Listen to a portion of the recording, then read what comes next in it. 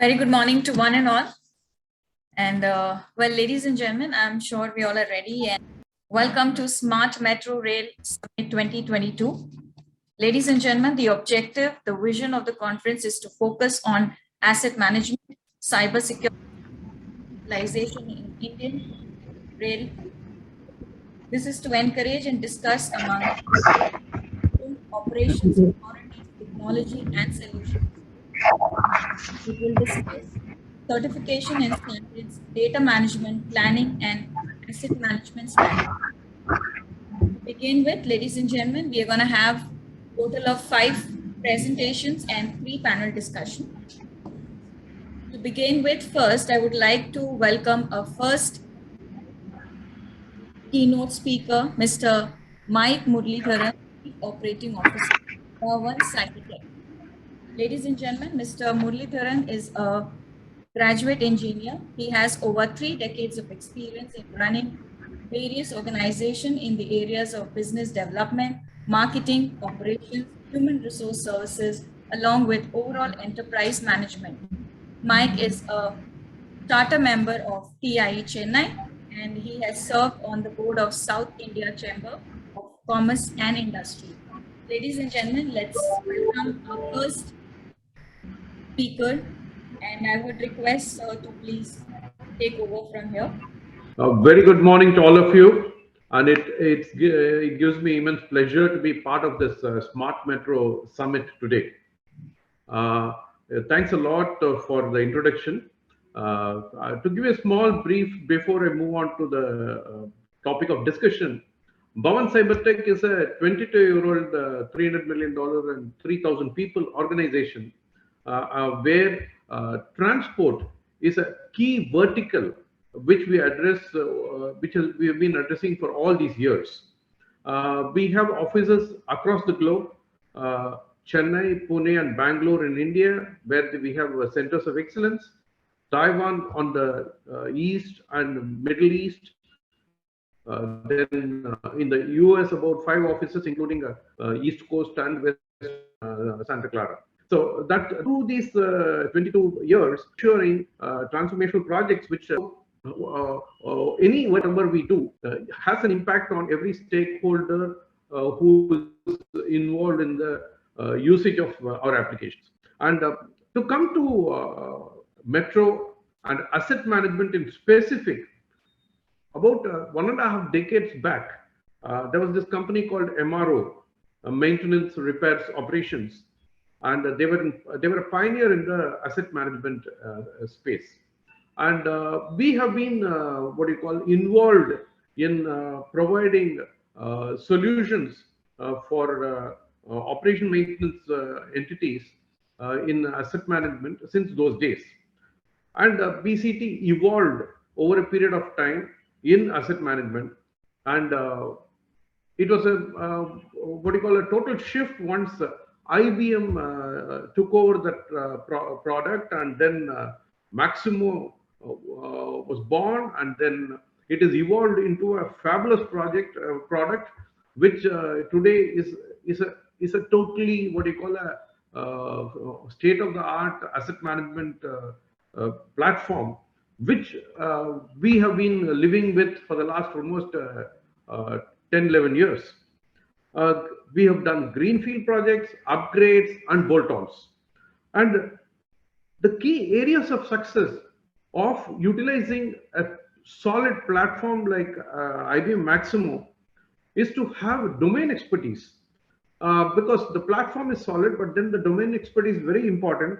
And we have been in the spaces of transport, energy sector, utilities, etc. And integration with SCADA, EKPs, metro subsystems, all these things form an important part in making this a great success, especially in the metro transport segment.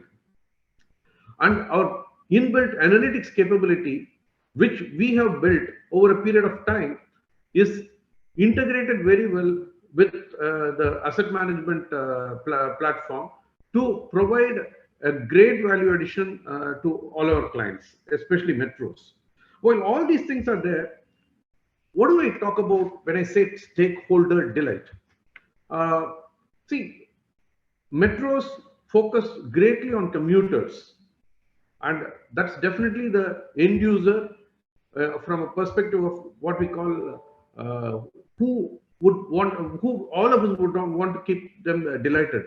But in our opinion, we feel delight has to be a 360-degree aspect. When I say 360-degree, it should involve vendors who service the various aspects of what a metro rail metro project is comprising of. It could be elevators, it could be the shop owners there, it could be the air conditioners that are serviced there, every bit of it. In fact, when a person leaves home and gets into a last mile connectivity to the station, to the time he gets into the station, gets into the loco, and then reaches his destination, I think every person who is involved, not just the consumer, commuter, everybody has to feel that it is a great experience. So, in that context, I feel asset management plays a big role. Any tech solution, uh, normally a tech solution looks for a problem. A technology normally looks for a problem and tries to solve it. Solving identified problems is one aspect of how we solve, how we help, what do you call a situation. But now, what has happened is MRO, maintenance, repair, and operations was looking at solving technology problems. But now we are looking at how to delight what do you call all stakeholders. It's a big transformation from the time where it was treated as a technology solution to a solution to a what do you call solving to making people happy. Now, how can I explain this? Typically, what happens is when we go to a movie, probably 30 years back, we wanted to have a nice film which we watch. But today, movie going is an experience. When we go there, we want every bit of it, from the popcorns to what you call the seats to everything. We want it as an experience. Shopping today is an experience. We just don't want to go and ask for an item and buy and come. So this experience is what we are looking at, and in that context, uh, at BCG we play a key role in terms of making sure that what we do in asset management is to make sure that everything that is interconnected is what you call working seamlessly with nobody feeling any pain in the whole journey of the metro. Without an evolved team or expertise, the build can move into dangerous zones if we don't think and realize what we are doing. Because of this misguided assumptions and false intellectual pride, we may stand on something thinking that technologically we know it all and do something which may not actually match the stakeholder expectation. So that is where we come, a complex integration and identified solutions for stakeholder delight. In fact, in our opinion, metro rail is a commuter friendly transport providing a public, a fast, safe, and reliable, comfortable, pollution free, affordable, convenient, and eco friendly service. A high capacity metro rail system actually would reduce the ever increasing traffic congestion on the city roads. With so much of single man driven car or a bike which is on the roads, actually adds to the congestion. Metro can seriously help this the reduction of this. And the zero accident rated transport system, once it comes into operations, would entirely transform the face of urban transportation in all the cities. In fact, one of the other things which I believe is metro is not just going to change the face of transport. In fact, that's why I said the conveyance is not the only thing, it's the convenience. The moment what you call a metro comes into full usage, today the youth, the next generation, would grow along with the metro experience. They would find that what you call from owning the private vehicles, they moved to Uber and Ola, and today metros, once it is in full steam, the new gen and the next gen would start utilizing that. Once they start utilizing that, the real estate will get into a different spread altogether, because the convenient transport to probably 50-60 kilometers down the from the center point of a town would become very convenient, and the landscape would change totally. So this is going to have a huge impact on all the aspects of where what do you call a common man or anybody could feel the impact. How do I explain? 40 years back, conveyance was moving from one place to another. Later on, what was treated as a luxury, the air-conditioned compartments, which looked to be for the elite, gradually moved to everyone with 2-tier and 3-tier air-conditioned compartments coming in. And from transport or conveyance, it moved to convenience. The convenience, it's a delight on all fronts from the moment you step into the station.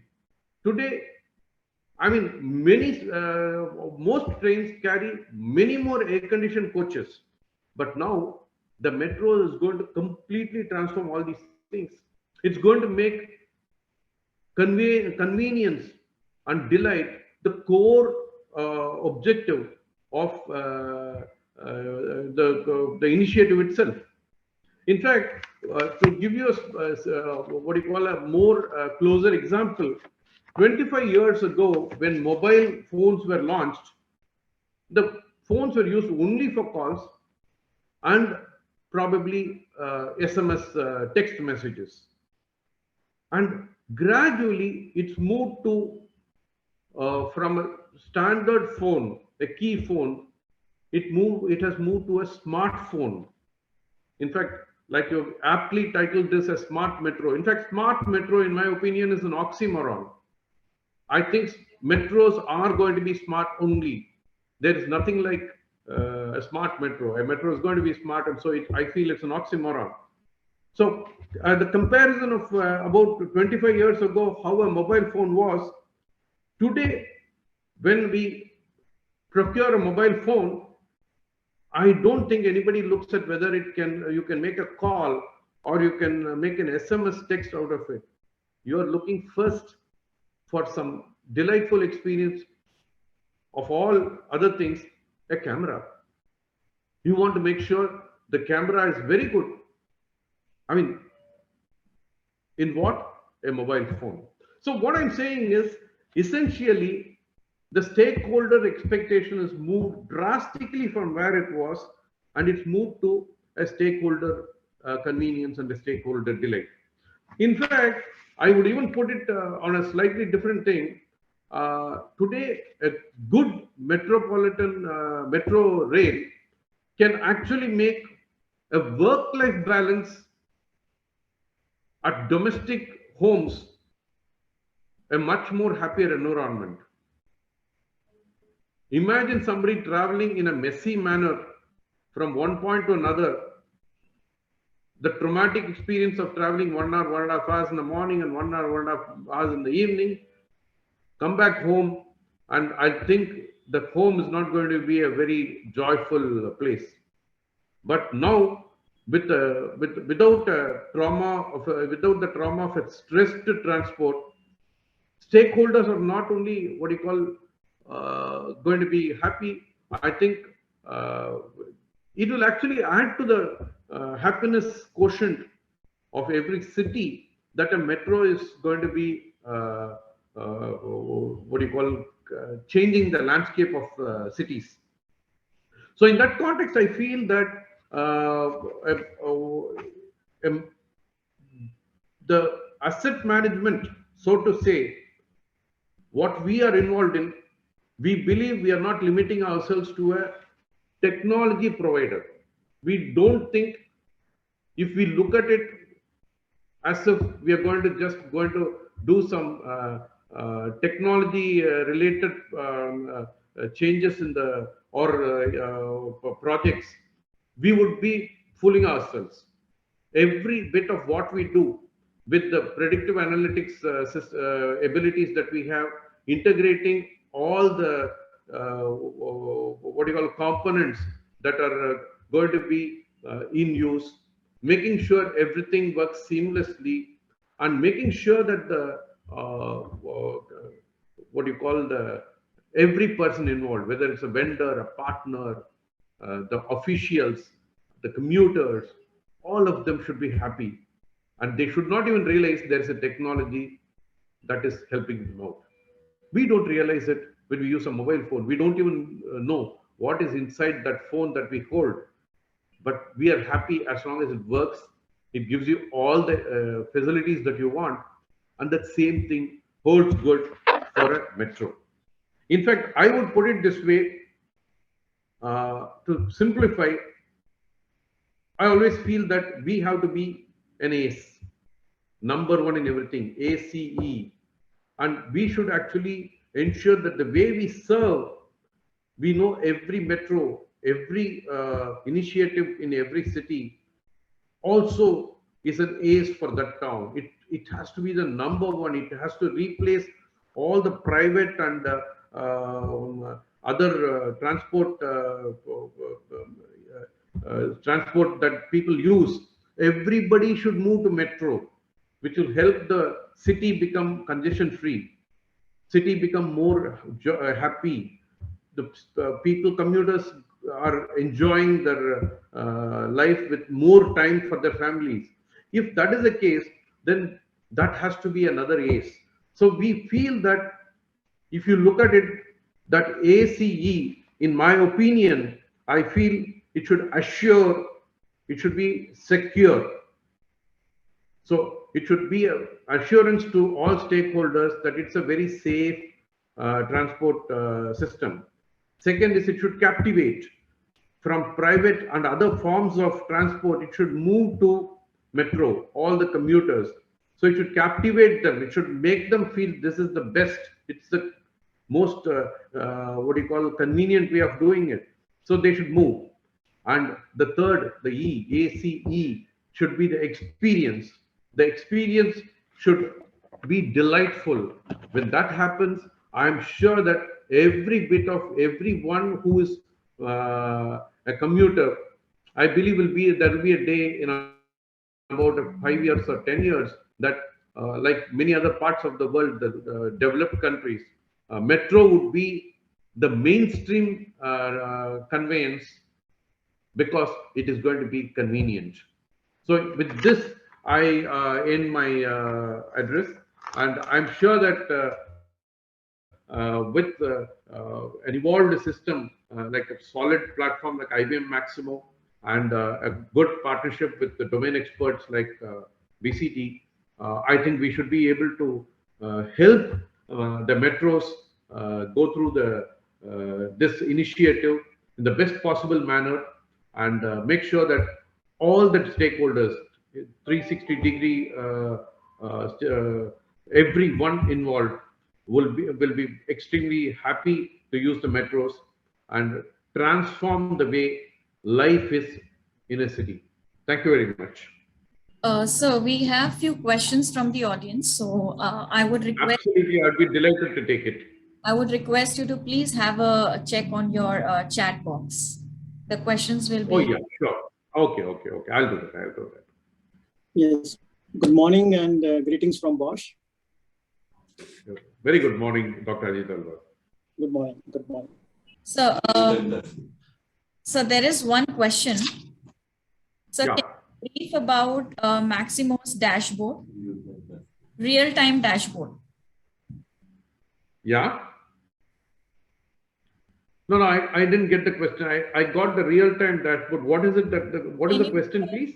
Can you give a short brief on real-time dashboard? No, that's what, as I told you, it is not, when we are talking about a real-time dashboard, fundamentally the basic idea is that we don't want to do a post-mortem on anything. We want to be proactive, and every bit of what we do or what today a client expects is I want to have my solution right now. For example, I think if, let me say, there is a thing like an air conditioning system in a metro, if, let me say, it has to be controlled to be what you call in a most comfortable temperature zone, based on the number of people who are in the what you call the station. An underground station will be completely moderated in terms of the temperature. But if the crowd is peaking, it should just modify itself to be what you call at the comfortable level. Whereas if it is a non-peak situation, it could be much lesser. Now the whole thing is, these things have to be integrated and made sure that real-time what you call impact is created. It has to be captured from the various probes that we have in all the places, and then it then gets massaged through certain intermediary integration services with the maximum, and made sure that that right type of information is provided to the corrective mechanism, and the corrective mechanism was also initiated without getting into manual intervention. I think it's not just the dashboard. I mean, I would put it this way. The moment we feel only, I mean, it's going to be made visible to people, and later on, people are going to think about how to act on it. It's going to be what you call, again, going to be a dampener in between. But yes, we provide integrated solutions using the platform. It's a great platform, IBM Maximo, and we provide those type of real-time solutions. Yes. Mr. Muralidharan, this question from my side. So, have we implemented any high-scale project in India at this moment with live and all that? No, in fact, right now we are doing a project with Mumbai Metro. It's going on, and I think it should be on live any moment. It's quite advanced, in an advanced stage. Mumbai Metro. So you are collaborating. You are integrating multiple systems for this live dashboard, or what exactly is the scope of work in that case? No, it's a multiple system, but it's essentially an integrated asset management system. Okay. It's even at the early project stage. It's not just at the it's at the stage where the project is going on, which will mean inventory, everything. Thank you. One question from Metro Rail Operator. The question is, can you share any of your recent case study? See, I don't have it right now with me, okay, because in fact, my colleague, Mr. Krishnanand, would be in the panel a little later. We have been having projects which we've been executing in multiple, not just India, in Middle East, in Dubai, in Qatar, in Singapore. Various projects are being done. So I think he should be in a position to explain it from a technical perspective, because he is the head of the practice. All right, sir, one last question. Yeah, sure. Is this a subscription-based service, or? No, this is not a subscription-based service. This is what you call a it's not a subscription-based service. It's an on-premise service. Okay. On-premise implementation. All right, sir. Thank you so much for the session. It was really amazing to have you on board. Thank you so much, sir. Thank you very much, and my pleasure. And I also look forward to listen to Dr. Ajay Talwar after my session. So thank you, sir. We have few more questions. We will send you on your email. And perfect. And it was my pleasure. And I'm sure that the day would be great with all the other panel discussions and the speakers. And we definitely look forward to participate with many metros wherever possible with our global experience and make it a delightful experience for all stakeholders. Thank you very much. Thank you, sir. Thank you so much.